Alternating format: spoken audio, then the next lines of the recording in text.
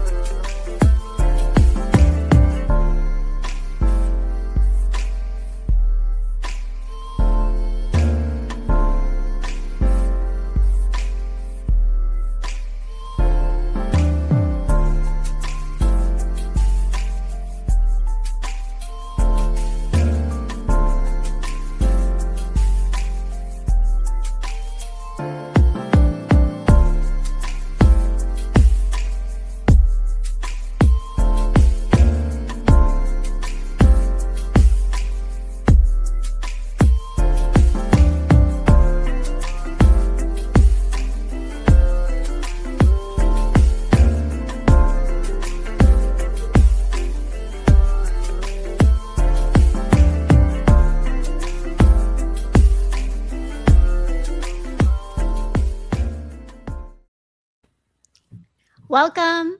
I am Maria, also known as Brown Girl Interrupting, and this is Pain to Power. This is the show where we talk about turning our struggles into strengths, where we heal in community.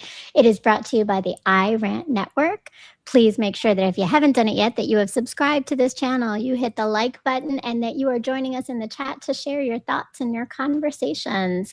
So there is a question that sits underneath so many of us in our lives, and it's quiet, it's persistent, and often it's unanswered. Am I enough? Not in the loud performative ways that we try to prove it, but in the quiet moments when we're alone with ourselves, when we're not being chosen, when we're not being seen, when we're not quite sure where we belong. This week, I had the pleasure of co-authoring a piece on Substack with Kevin Guinea for his series of The Unfinished Question, focusing on this idea of on enough. He posed this idea and he wrote, "Most of us move through gray spaces where enough is a moving target. It is a threshold we sense but rarely measure with precision. We enter the vast interior territory where only self-honesty can draw the line." So this idea of enough is one that leads us to question ourselves, our roles, our contributions to our home, society, and in every space that we enter. And in this piece that I'm about to read, I explore how the question of enough isn't really about worth. It's about identity and about how much of ourselves we've shaped around being accepted, around being loved, around trying to fit into the spaces that were never designed to hold us fully. And what happens when those spaces fall away? Who are you when you're no longer performing belonging? This is how the idea of enough and identity has been an intersection of my pain to power evolution. So I'd like to read some of this unanswered question on enough. I used to believe my superpower was resilience. I wore it like armor, like a badge, like something I had earned through surviving things that were never meant to be survived alone. And maybe it was. For a time, resilience carried me through being 22 and pregnant, through becoming a mother before I had fully become myself, through navigating expectations, culture, marriage, motherhood, work, and the constant shifting of what life demanded from me. It carried me through leaving, through rebuilding, through holding everything together when there was no one else to hold it with me. Resilience taught me how to endure, how to adapt, how to keep going. But what I am realizing now, slowly and not without resistance, is that resilience was also rooted in something else: scarcity, a quiet inherited belief that there is never quite enough. not enough stability, not enough security, not enough love, not enough room to fall apart. And so we become the ones who hold it all. And as a South Asian woman, I don't think this story is just mine. It lives in our lineage, in the echoes of colonization, displacement, survival, and sacrifice, in generations that learn to tighten their grip on everything: resources, reputation, family control, because at one point they had no choice. Scarcity became wisdom. Holding it together became survival. Endurance became identity. And somewhere along the way, that translated into how I understood enough. Enough meant doing more. Enough meant being more. Enough meant proving over and over again that I could carry what was placed on me. I learned to measure my enoughness by how much I could hold, how much I could give, how much I could withstand without breaking. And when I did break, I made sure no one saw it. Even now, I can feel quickly I am enough can turn into I am not. It shifts in a moment. So I hope you please go read the full post on Substack and share what resonates with you. What I'm really excited about is today's conversation with someone who has been living and writing about that question in real time. Cassie Karch is an author, writer, speaker, and a mother of 4 grown children. Cassie has an infectious and bubbling spirit. She has a heart for people and is intentional about finding joy in even the smallest things. She works hard to uplift all people through her writing and weekly inspirational videos on her social media platforms. Please welcome the author of Identity Crisis and her most recent book, The Odd One Out, Miss Cassie Karch. Welcome, Cassie.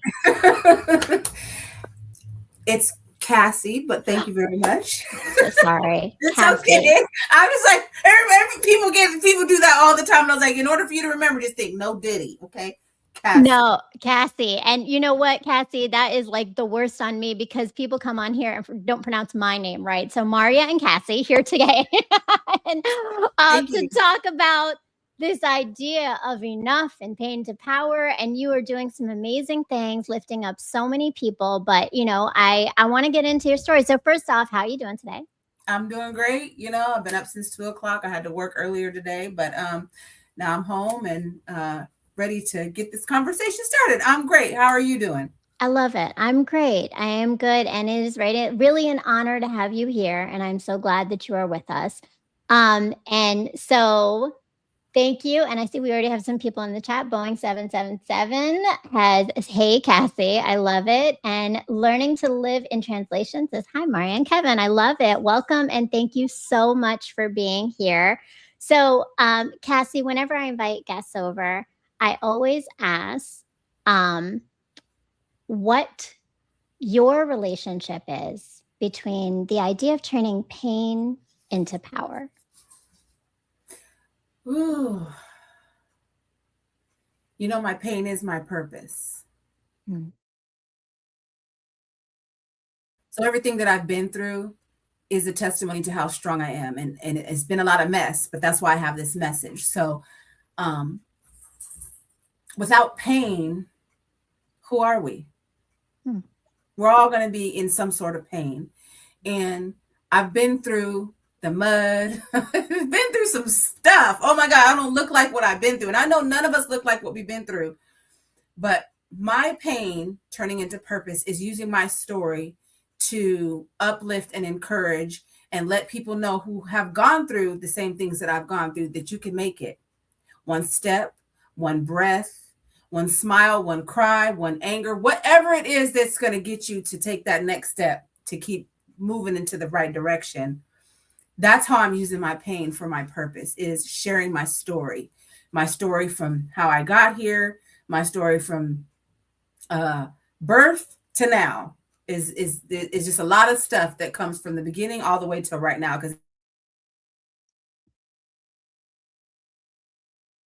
to share, continue to encourage, even when I don't feel encouraging, and use my pain to help someone see a better light and see their way out. That's a beautiful I don't know if I thing. answered your question. No, you absolutely did. Your pain is your purpose. But I think to your point, right? You've been doing it through telling your story from beginning to end, from the, and inspiring others to find their path to that purpose faster, right? By giving them the tools to do it, which is a beautiful thing. And I think there's so much alignment in the work that we do. I do want to say we're having a little bit of a technical thing where I think you go in and out a little while. So if I ask you again, that's because I haven't heard something you said and I want to make sure we capture everything you're saying. So I just to let you know.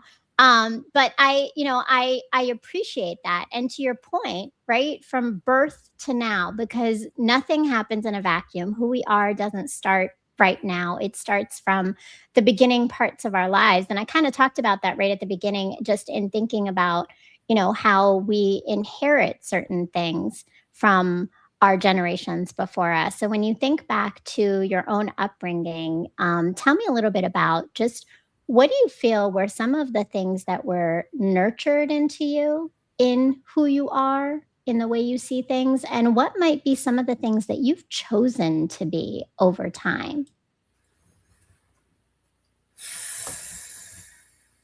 That's a hard question to answer. First, I'm not even supposed to be here. I was a premature baby when I was born. So I'm a miracle. You're looking at a miracle. Nurture. I can say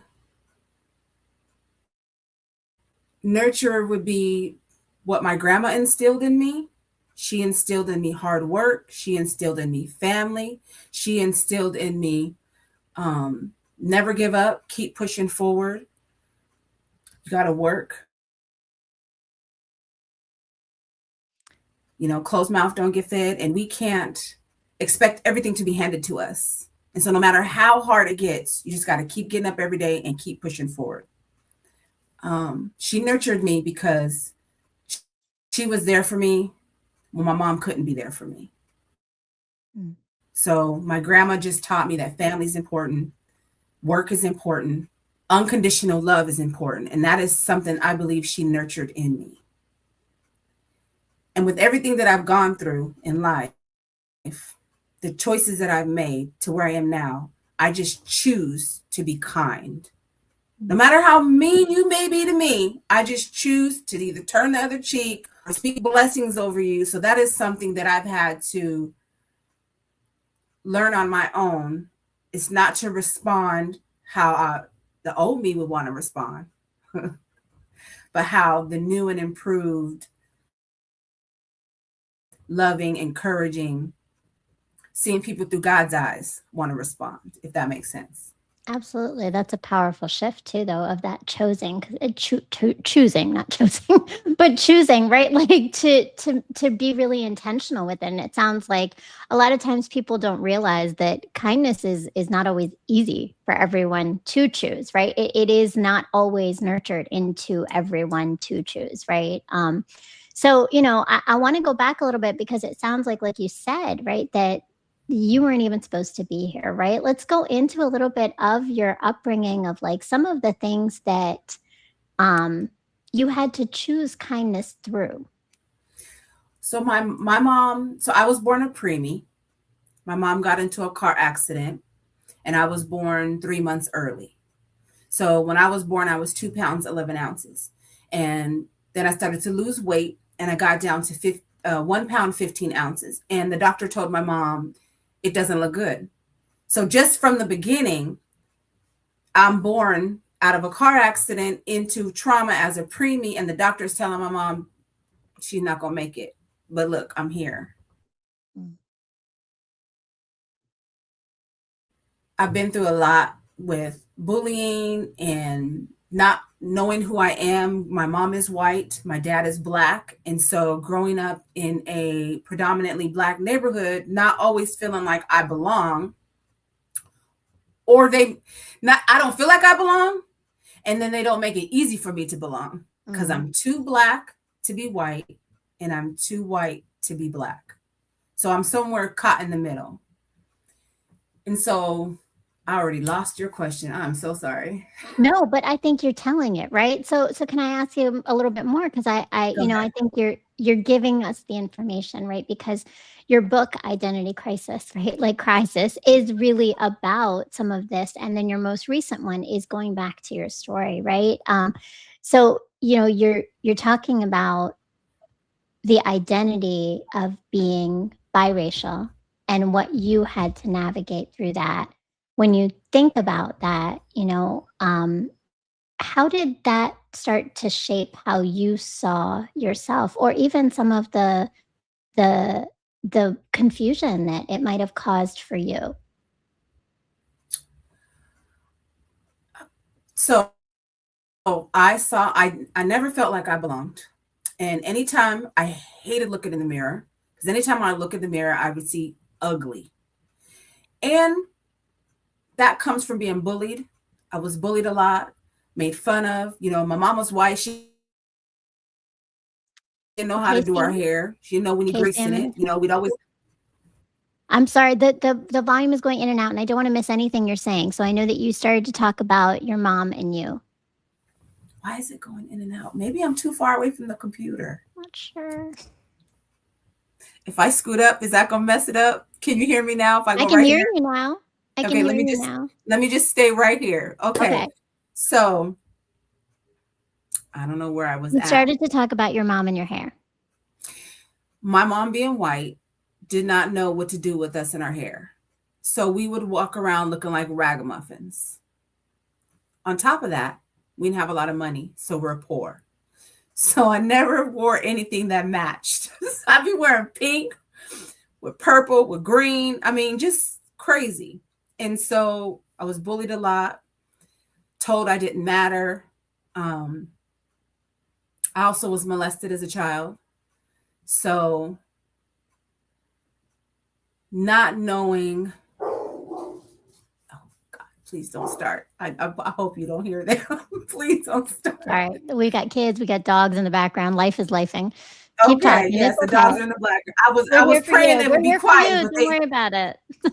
So just struggling to belong, just struggling as your self-worth. When I was in middle school, not middle school, 5th grade, I would get teased a lot because I didn't develop as much as the other kids. And so I would always get picked on by the black girls, and they would bully me all the time, bully in elementary, bully in middle school, just bullied all the time. And so you just don't understand your self-worth. You don't think you're beautiful.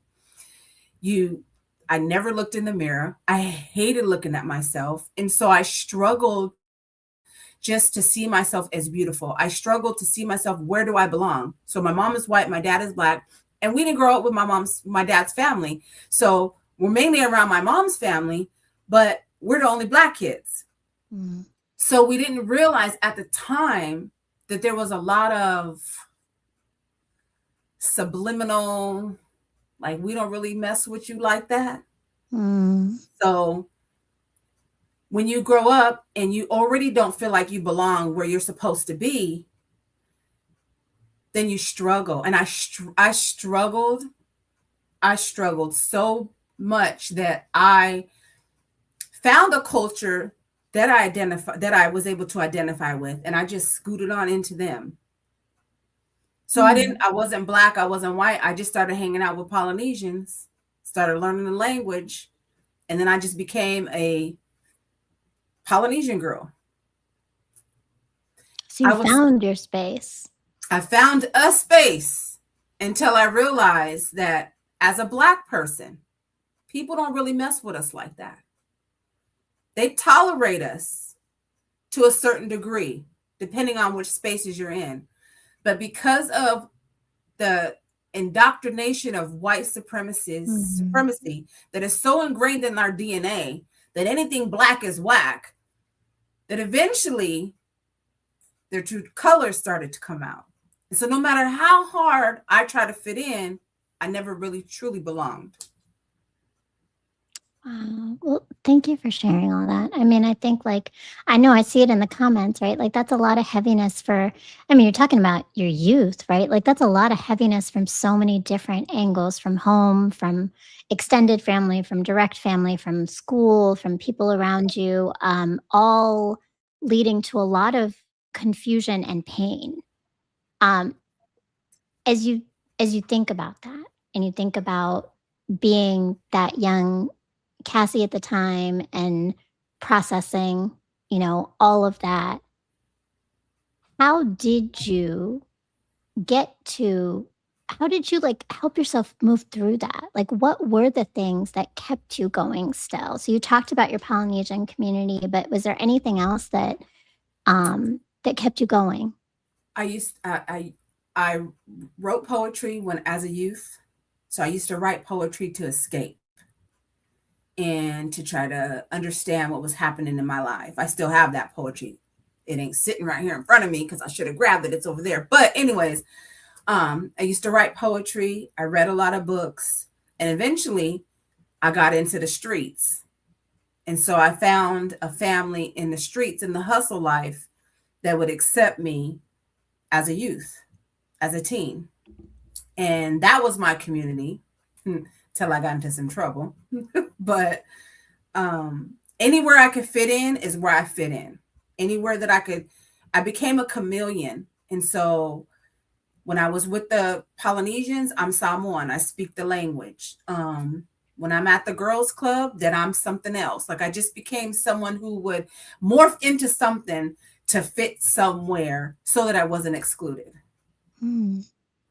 What did that do to you internally to have to navigate that morphing and chameleon, right? Like sometimes we do that. People do that to fit in different spaces, but there's a cost to it. What was The that cost cost for you? is that, sorry, I didn't mean to cut you off, No, no. is that I never really fully understood myself. I never really know who is Cassie? Who are you? Like you, all these people, these different identities, personalities to fit in all these spaces, but who are you?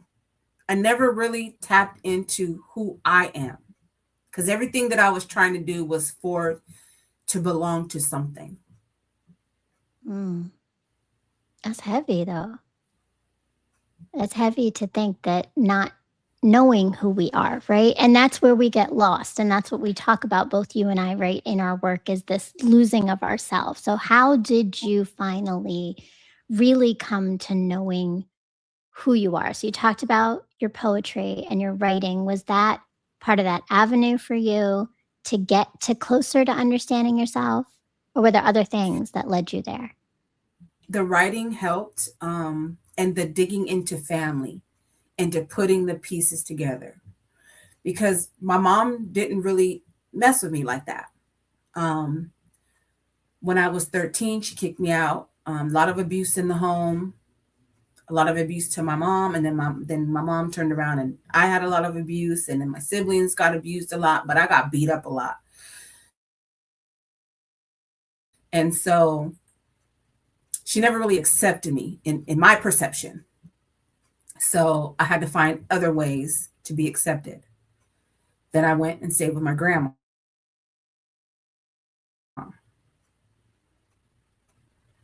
I think I lost what your question was because I get to talking. Oh, You want to repeat your question? yeah. So, I I'm mean, sorry. no, it's okay.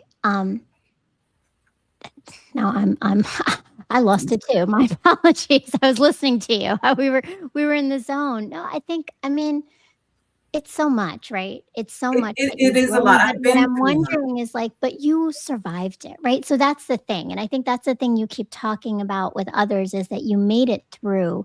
So writing was a piece of it. Finding community was another piece, right? And you said your grandmother, so you were talking about your grandmother. My How grandma did took she me help in. you Yeah, in she helped me. your finding yourself and healing still? I'm still working there. I'm still on that road, but I can tell you that I'm about 95% of the way. And it took the writing, it took my children, it took um, understanding the family dynamic and understanding once I finished. So my first book, I take you through birth all the way to the age of 45, and I take you through everything that I've been through. I mean, when you look at me, you don't see someone who was in the streets. You don't see someone who was gang banging. You don't see someone who was locked up twice.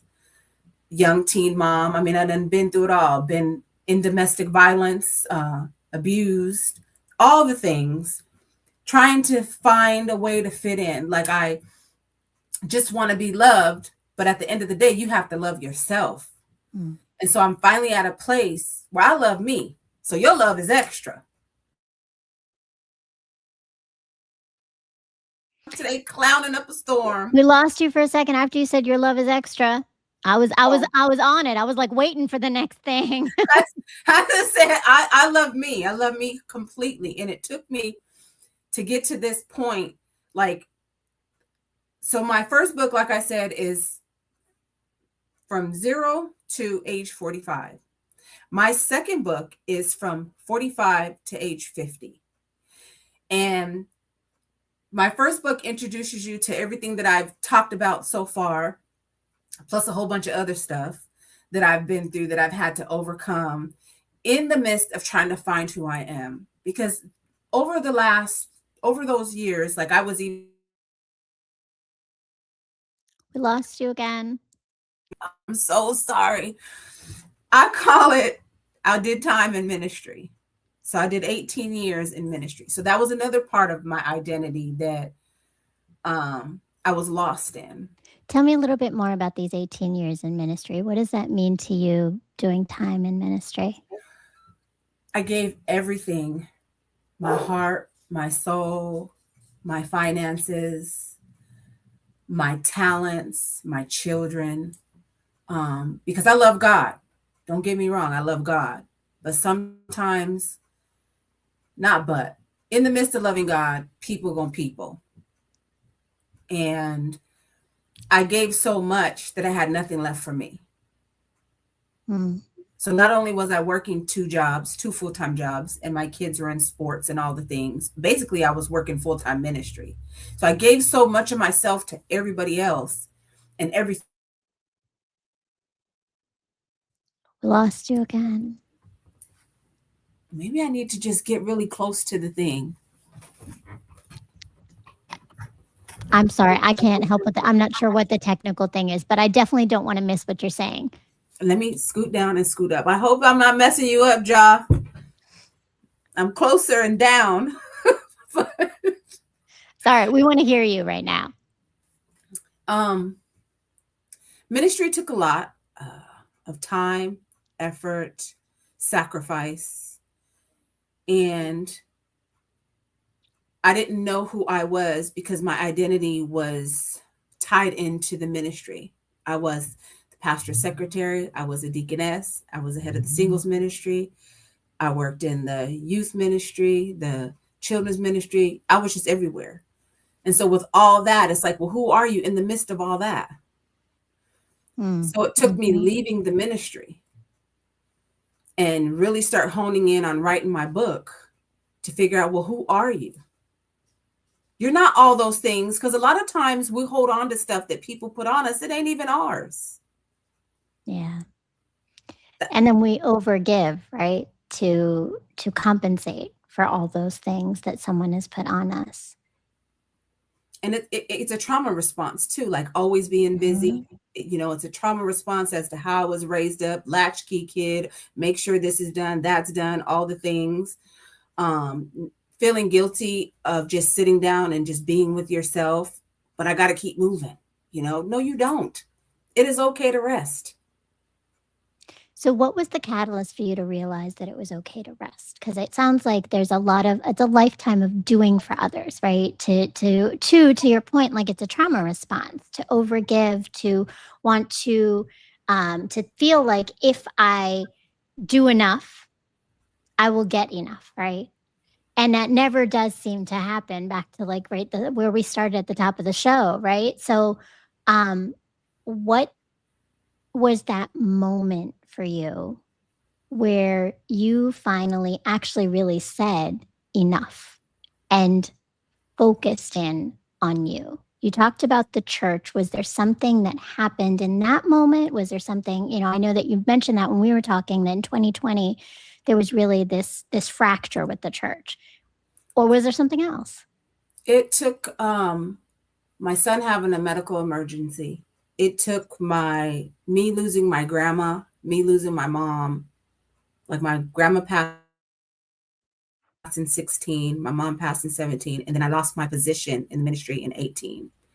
At a time, like the end of 17 going into 18, at a time when all I had left was ministry. Mm-hmm. And then that kind of was like, oh, wow, okay. I still kept serving, stepped back a little bit, still kept serving. Heart wasn't in it anymore. And when the pandemic hit, when COVID hit, the door was open. A lot of other stuff happened. I ain't trying to throw nobody under the bus. If you want to learn more about it, please pick up the book and read it. But when COVID happened, it was like the doors open.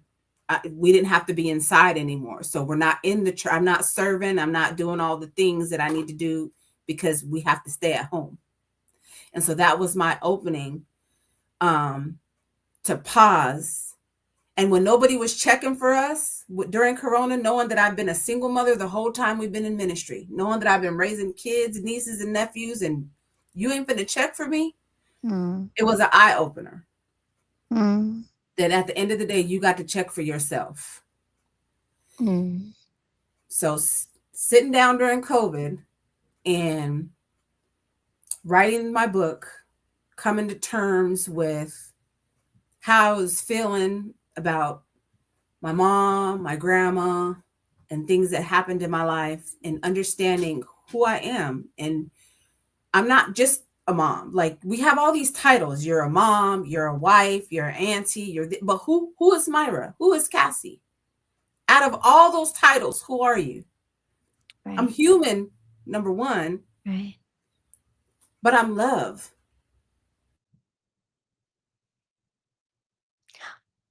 Lost you again.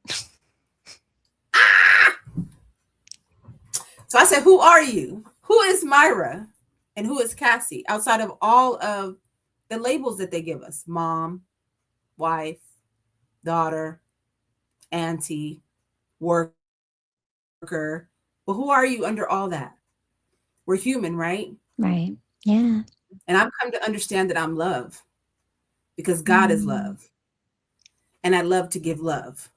So much so that I had a coworker say, you might need to back up on giving them hugs, because I just like to give hugs. Who are you hugging too much? Hug. And if you say yes, I'm giving you a hug. Because we need human touch. I mean, I don't get a lot of human touch in the day. No, and we need love, right? Like, we need joy. But I think, to your point, right, like when you hold roles and it's about your performance and your productivity and your giving and what people can get from you, there is a loss of you just allowing yourself to be.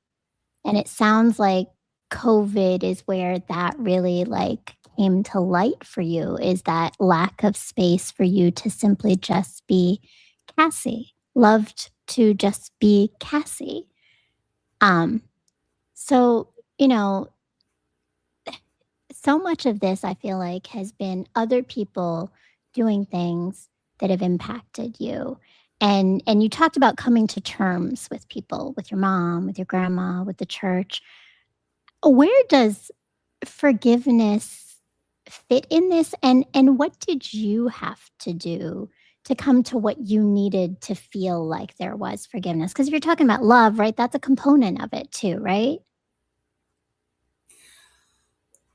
I had to pray I had to continuously pray, because we learned that if I say your name and there's still some irritation behind it, I haven't forgiven. And so every day I would say, God, just bless my mom, or bless my kid's father, whether I felt like they needed to be blessed or not. I'm asking God, please just bless them. I don't know what you're going to bless them with, but just bless them. And the more that I ask God to bless them, the more that I can find myself to come to forgive. And not only do I need to forgive them, but I need to forgive me. I need to forgive me, one, for tolerating.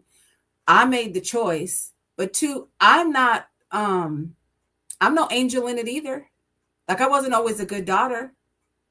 I talk back. You gonna come at me sideways, I'm gonna come at you too. But that's disrespectful, you know? So learning to forgive myself that I'm not perfect, learning to forgive them, but prayer and speaking blessings, even when I didn't want to, when all I wanted to do was bust somebody upside their head, I'm speaking blessings. Because it could be challenging to love on people who just are just not lovable. There's some serious strength in loving through pain, right? Like loving someone through them not showing up for you, right? That takes a lot of strength. And I appreciate it because I think what I heard you say, just thinking of tools people can take away, right, is that you had to pause a little bit and listen to yourself. What's coming up for you? It really wasn't about the other person. It's what's on me when I say their name, when I think about them, and recognizing where that's coming from. So there's a remembering in that of a pattern that you've hold on to, which is so important in our healing journey, right?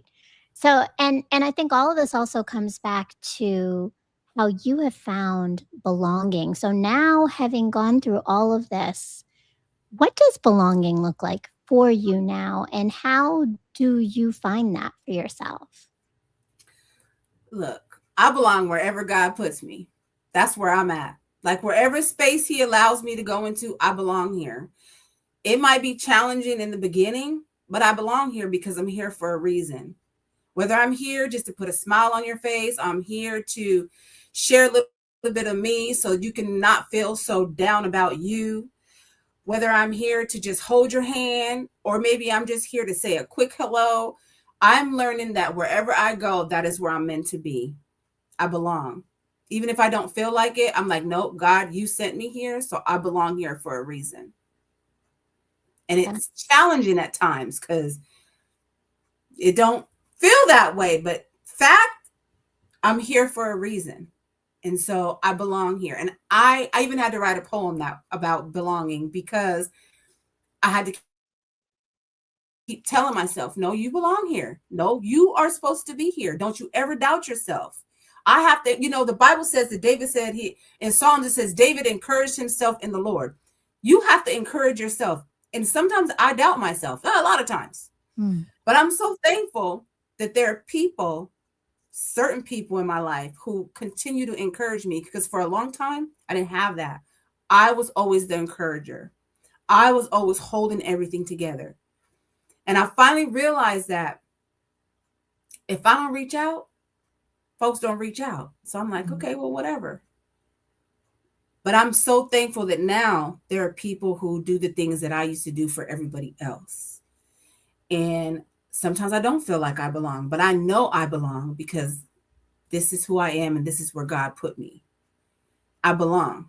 But I have to keep telling myself that, like, no, you belong. Don't doubt yourself. You're supposed to be here. But it's me giving myself a pep talk. So it's not always easy. I love that. No, but I think that's such a powerful way of, one, framing belonging, is that you belong everywhere. And it's because of whatever purpose you have to be in that space. But also what I heard is that you create belonging for others, which increases your ability to be able to belong, right? Your joy, your inspiration, your storytelling, your hugs, right? Like, those are all things that create belonging for others. I'm sure people feel seen in front of you. There's a power in that that is now valued, it sounds like, for you, which is so important, right? I see that the chat is blowing up. I want to honor all these great these thoughts people have. So I want to come in here and look and see who is in our chat. And if you haven't done it yet, please make sure you hit the heart button, like what you're hearing, share a comment, ask a question. We are here to engage. I think I saw something about belonging coming up here. Yes, and subscribe and hit the bell, of course.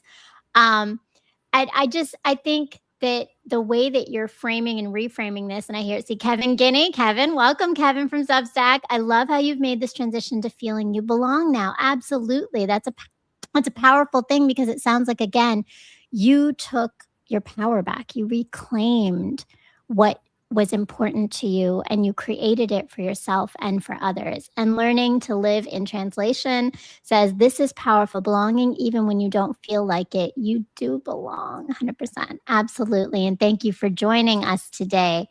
Absolutely. And that is so powerful. I hope that we're going to be hearing some of these poems soon. But I want to actually bring in, because to your point, right? And you kind of talked about this earlier when you mentioned, and congratulations on the fact, I know you said you were coming back from, you had been working late and you're here. So, I appreciate that.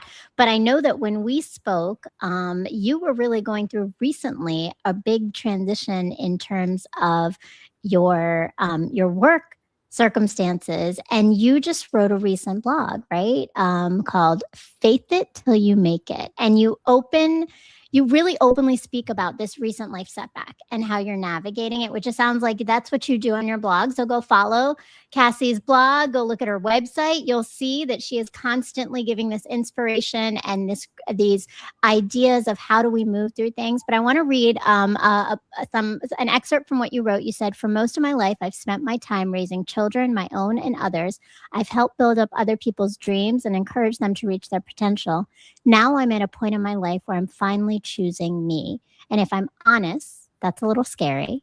Building a life that I don't need a vacation from, because that is what's included already." Tell me a little bit about this for you.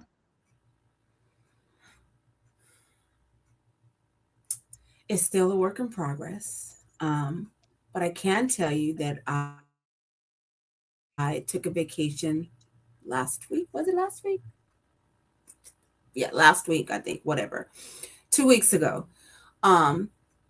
And I just decided to go out of town. I said I was going to honor my mom. My mom would have been 67 on the 18th of March, and she's no longer here. And so I wanted to go somewhere tropical, and I ended up in Puerto Vallarta. Nice. First time there. Love the people, even got some hugs, because I never meet a stranger. And took myself to I thought it was a 5-star restaurant. I don't know, but I don't usually do that kind of thing because I like to save all my money. But I took myself to a 5-star restaurant and was able to celebrate my mom in a way that she was never able to do. Everything that I'm doing now, I'm doing it for my ancestors and for me. And just enjoying life every day. I just wake up and say, thank you, God. Because so many people didn't wake up today. Mm-hmm. And I now work at a job. It's a physical job, but I love it. I ain't sitting at a desk right now. I'm actually throwing boxes and stuff, but I love the people. And I'm just thankful for it. Yeah, I come home and my body is hurting and all bruised. And I'm just so thankful to God, because I'm starting over at 50.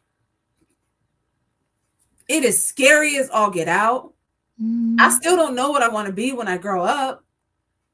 All I know is I'm taking it one day, one step, one moment, one prayer at a time. And inspiring others while you're doing it, which is really powerful, right? Because so many people are in those spaces. And I love this. This is on your website. This is all the people with their identity crisis book. I love it. It's beautiful. Very excited. And is that right? This is Identity Crisis. Yeah. This is the book. But I know that you have your most recent book coming out, and I want to talk about that as well. But I think the power in you, one, choosing yourself. That's huge. You went on a vacation. When's the last time you went on a vacation? I haven't been on a vacation. Well, maybe 2 years ago I did take a vacation, but normally We lost you. Tell me Can you more. hear me now? When was last? You said normally we. Normally, I didn't do vacations. I did conferences with the church.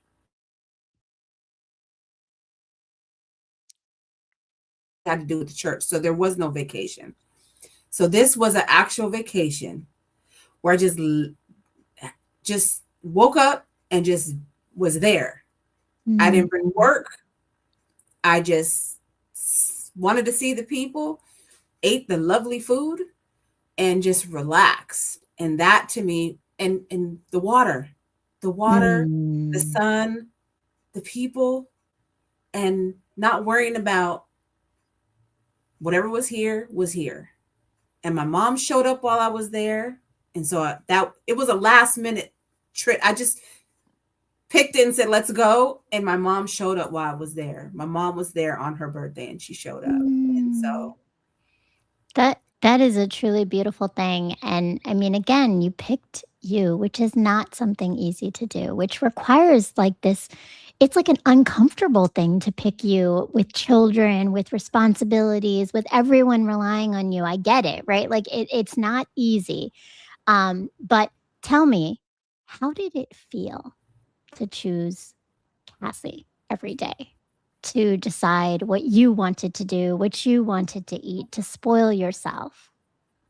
it was uncomfortable Mm. because it's not something that it's normal to me. So it's challenging because I still call home and check on everybody. And did you eat today? Did you feed the dogs? Did you do this? It's like, can you just leave that over there and just be here? So I had to constantly keep telling myself, it's okay. You're okay. Everybody's okay. Take care of you. So it's still a learning process for me. It doesn't come easy because I take care of everybody. So because I was there for 5 days. So by the third day, I was like, this, okay, you can relax now. Just be here. Don't worry about wait for me to be like, okay.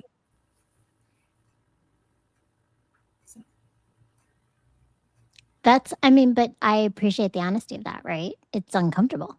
It wasn't easy, and that's important to know because I think a lot of people are in that space of not wanting to choose themselves and overgiving because it's almost familiar, right? It's a pattern, it's trauma response, it's familiar, and it's hard to undo that familiarity and choose yourself. But when you don't, and you've talked about it, right? You're depleted, you're undervalued, you're underappreciated, right? And then you're left not always even having anything at the end of that. So the cost is higher for the discomfort of that little bit of time, right? And I mean, I do want to talk a little bit about. Well, actually, you were going to read something for us today, right? I want to give you an opportunity to. Are you reading from the new book, or are we reading from your first book? I would just like to. Oh, we lost you. I said I would just like to read the introduction to my first book to give somebody just a little idea. Did you lose me? Nope, we got you, Okay. and we're listening. We're ready. So I'm gonna say a curse word. That's okay. The hate you give little infants fucks everyone. Thug life. But what about the hate I gave myself? You've seen it, but I've experienced it. And so now we got to go back to how we got here. This journey in this book took me 45. God, the marathon continues. Casey, can I have you start from the beginning one more time because we lost you in between there, and I don't want to lose the momentum. Thank you. The hate you give little infants fucks everyone.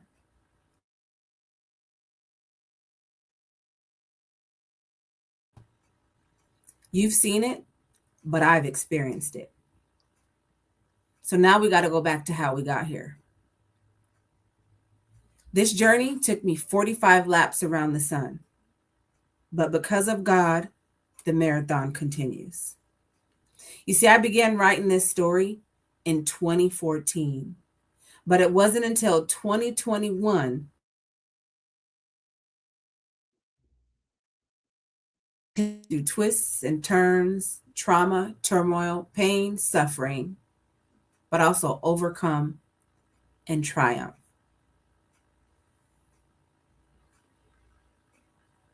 No one in this world, I want you to remember this. When I I lost you. were God's. Did you lose me again? Yeah, when you said no one in this world, no, we lost you. You know what? I don't know what is happening. Computer, you're going to have to get it together. No one else in this world has your fingerprints. None of us. Each of us have our own. This is our identity. Me and you, those of you watching this, those of you who are going to watch it later, we are God's masterpiece. Don't you ever forget that. No matter what you've been through, you're here today. So I just want to give you a little tidbit of that. I really did not like myself. I really hated myself to the point where I just got into some trouble, did some things, just it's a lot of triumph, but it's a lot of victory too. And it was through writing this book that I finally saw my mom, not as a mother, but as a human. How did that change your relationship to her and with her? It didn't happen till she was on her deathbed. And so we never really got to be what we needed to be for one another. My mom was diagnosed with stage 4 bladder cancer. And it was on her deathbed, well, almost near her deathbed, she died a couple days later, that she said to me, she thought I hated her. And I told her, I thought you didn't love me. And she said, I didn't know how to love you. And so we came to a place of understanding and realization that we're both just navigating through trauma. My mom was 15 when she got pregnant with me. And it's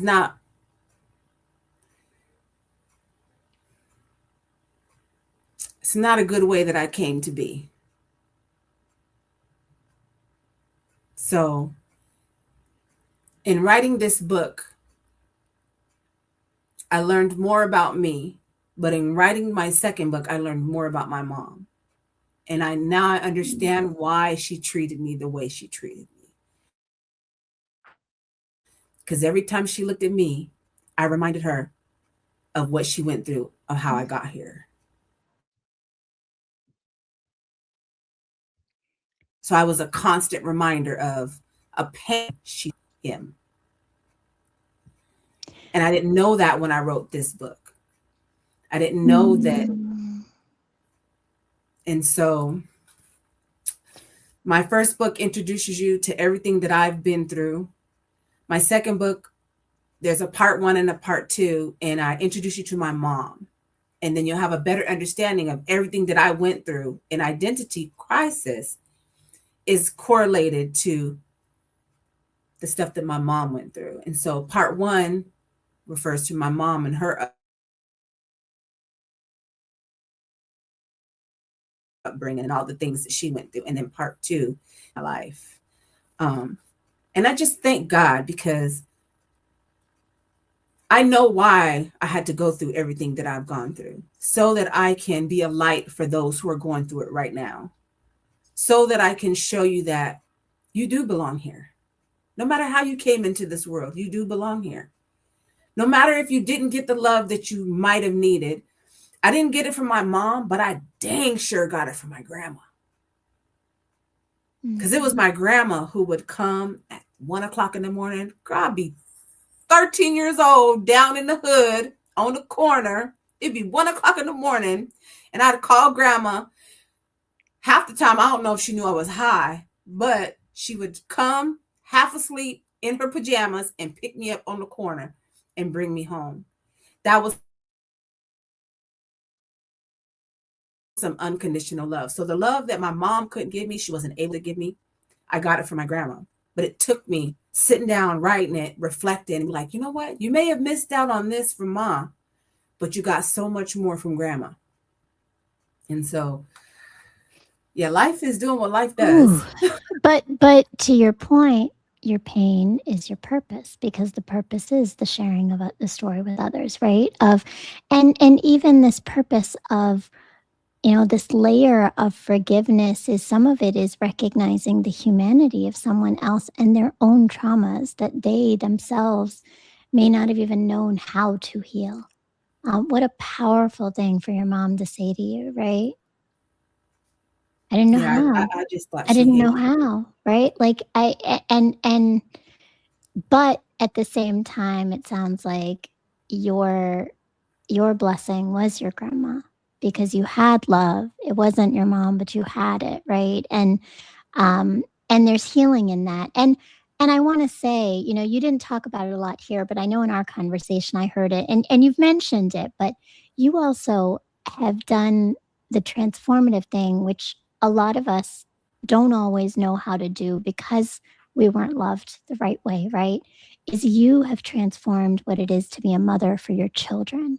And not just your children, but you take in so many other people's children and love them, right? So what has that been like, to be able to break the generational trauma, to break the pattern? And when did you realize that you were doing that? Like, did you do it consciously? Did you do it unconsciously? Was it just like, what was it that propelled you to choose to be the mother you are? I don't know if it was consciously. I just know that I was in so deep that it took me to have my son. And when I had my son, he saved my life. Because if I didn't have my son, I'd probably be locked up or dead somewhere. Mm. And so I just knew that I was going to be everything to my son that I didn't have for me.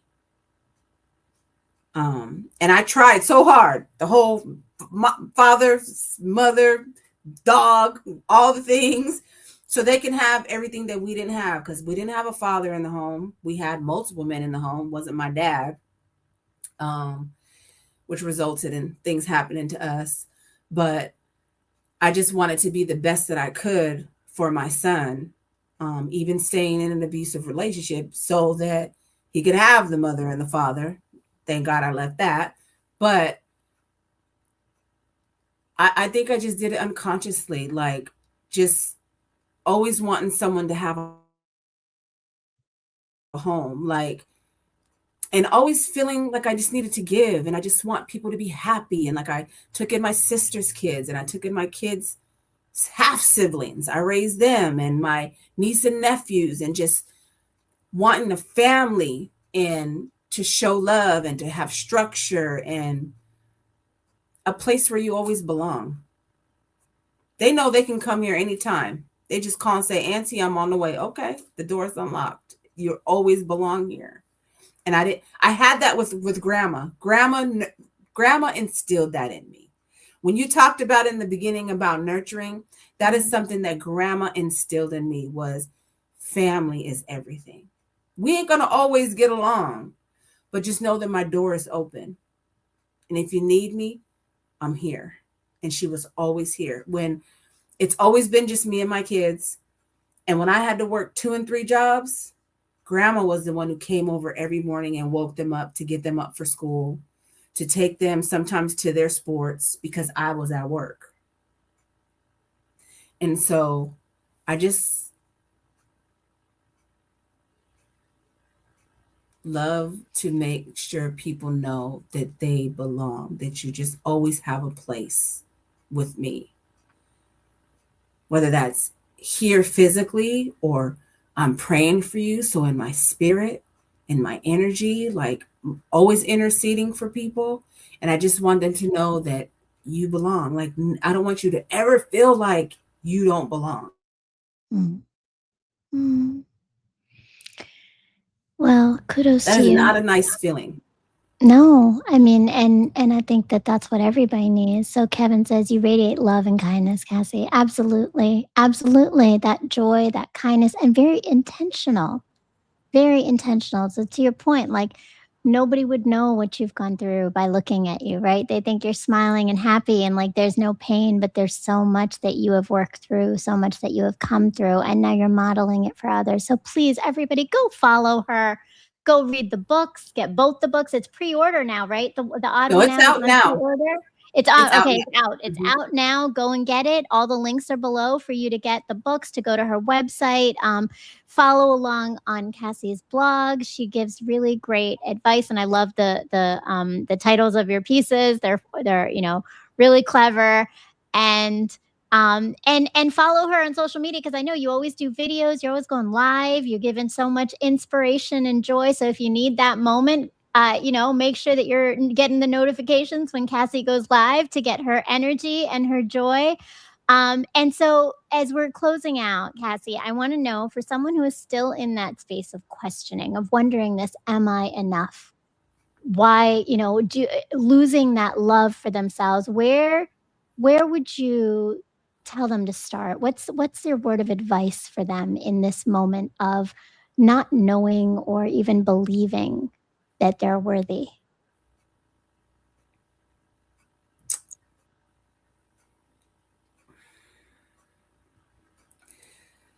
As hard as it can be, you need to look in the mirror.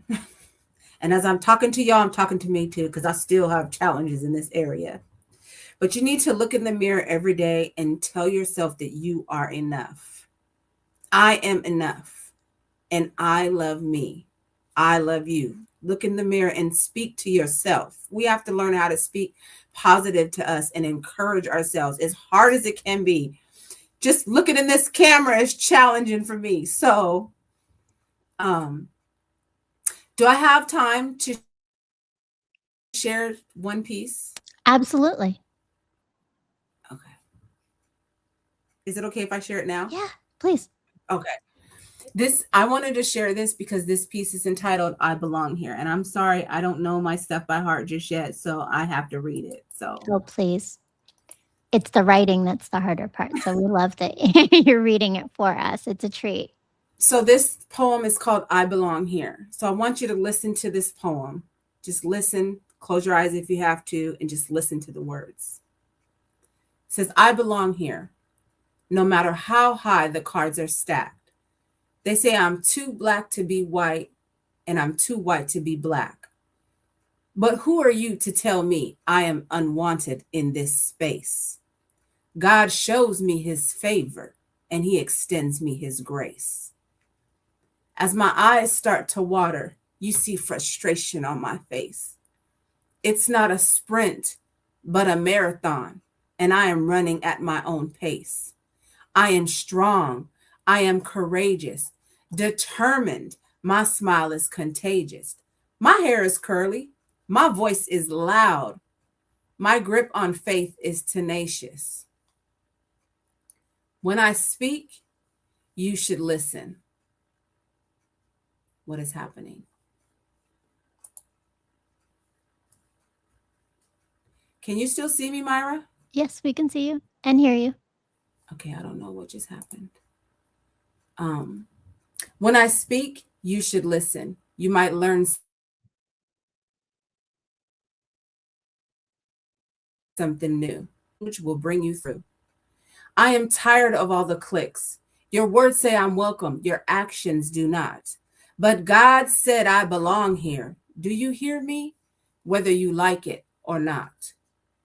It was meant for me to be right here, right now in this space.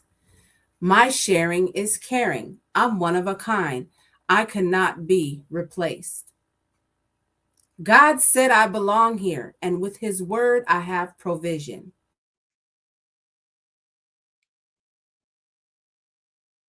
United, we can conquer anything. I came to this space to share a part of my story. With everything I have been through, God always gets the glory. My ancestors are guiding me through darkness and the light. They are constantly reminding me not to give up the fight. One punch, two punch, three punches, and now four. No matter how many hits I take, I'm going to walk through that open door. Why? Because I belong here, and there's nothing my God can't do. I have been planted, freshly watered, and now I'm sprouting, baby boo. I'm so sorry. I can't see the rest of this poem. Bear with me, y'all. I am the rose that grew from concrete, my stems filled up with love. My thorns may prick your finger, but my heart is pure as a white dove. No matter how many times you trim my branches, I continue to grow. And my beautiful red petals shine bright because I have that glow. I am here to leave my mark and to let the world know I exist. I am the gift that keeps on giving. Go ahead and unwrap me. Make your wish. I am here to stay. Don't turn me away. Even if you try, God will make a way. He is the Alpha and the Omega, and he always has the final say. And at the end of the day, I belong here. And so do you. Beautiful. I love that.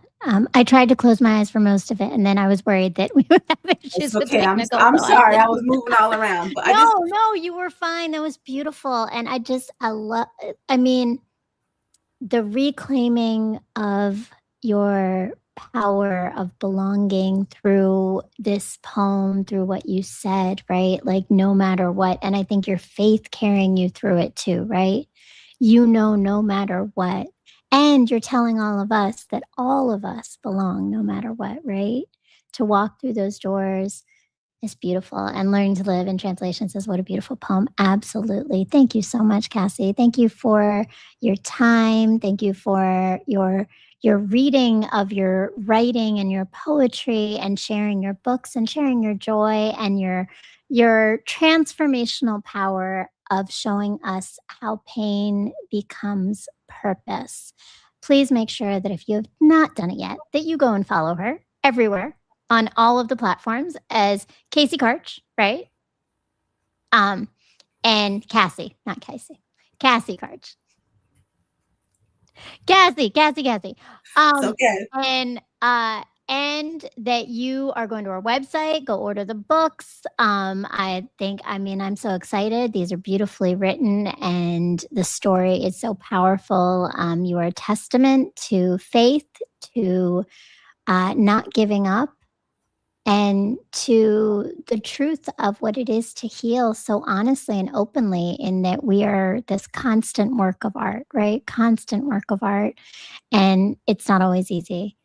Please, if you haven't done it yet, also please follow me. Subscribe to this channel. Make sure that you are watching every Sunday at 8 p.m. for Pain to Power for more dynamic guests of turning their struggles into their strengths. Follow me on Substack, on TikTok, on Instagram. I am Brown Girl Interrupting.